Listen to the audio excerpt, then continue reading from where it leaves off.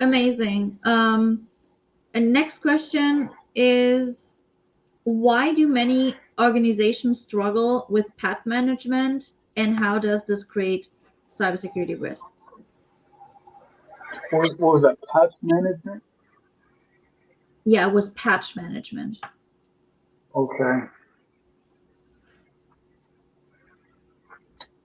Um, Off the top of my head, just like based on different news articles or whatever, I think there's probably like a lot of red tape and bureaucracy involved with getting a patch in place, perhaps. If there's like a non-standard patch, then something might need to get reviewed along the lines, and then after that, get approved before it's actually applied. So patch management is something that I would say higher executives might not always fully understand or be willing to invest the time and efforts into getting completed all the time. That's not for every single case or every single company, but that could be some of the problems that lead into like a patch not being applied in a timely manner.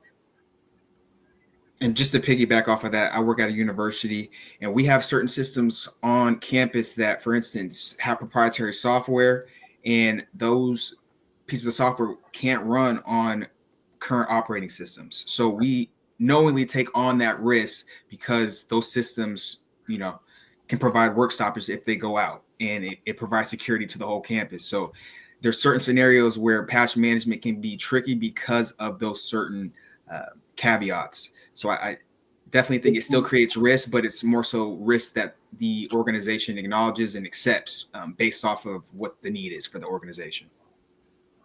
Good Yes. point. Yep.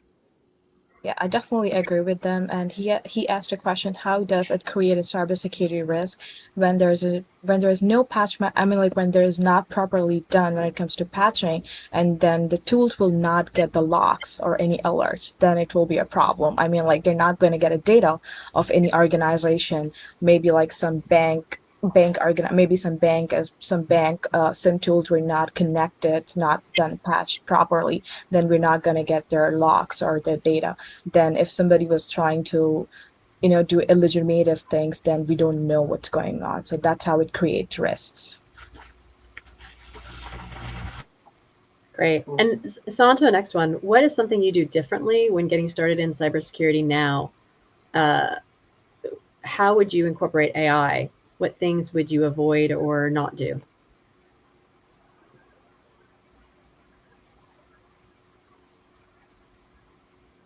I would avoid leaning too hard into AI.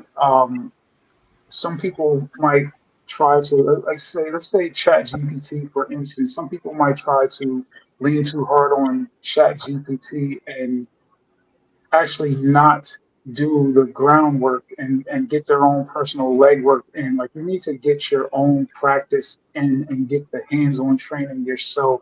So as far as something to avoid, I would avoid using AI as a crutch and building a basis off of relying on AI to help you out, figure it out, instead of doing your own reconnaissance or um, figuring out like what needs to be done with whatever particular problem that you're facing at that time. You should have like a good hands-on experience to figure something out or to come to your own conclusion and try not to rely on it as much as possible to have your own understanding of it. Because it's not, you have to be able to understand the problem yourself to fully solve it. Because AI is also known to come up with the wrong things sometimes, like they call it hallucinations. So if you don't know what you're doing and AI happens to hallucinate on you and you don't know how to recognize that and see that, you're going to head down wrong path and definitely come up with like the wrong answers and then have to troubleshoot your way out of that. And to piggyback off of that, I would say definitely start building your network with purpose early, because your net worth is your net worth.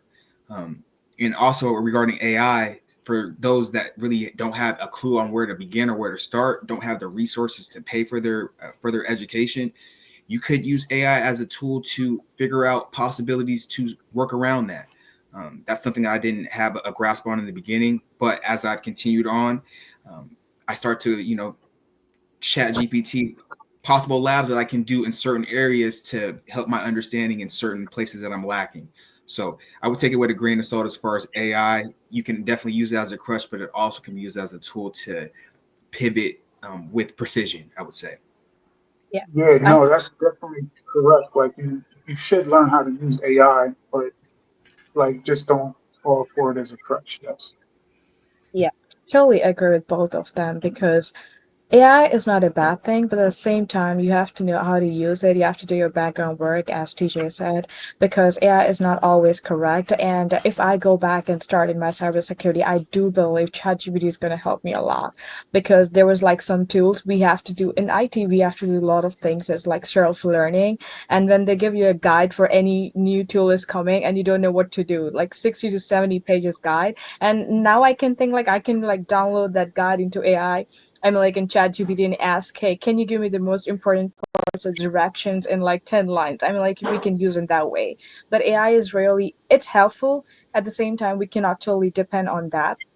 At the same time, it's really helpful as well because it's helping a lot of people and we just have to be smart how to use it. That's all I can say.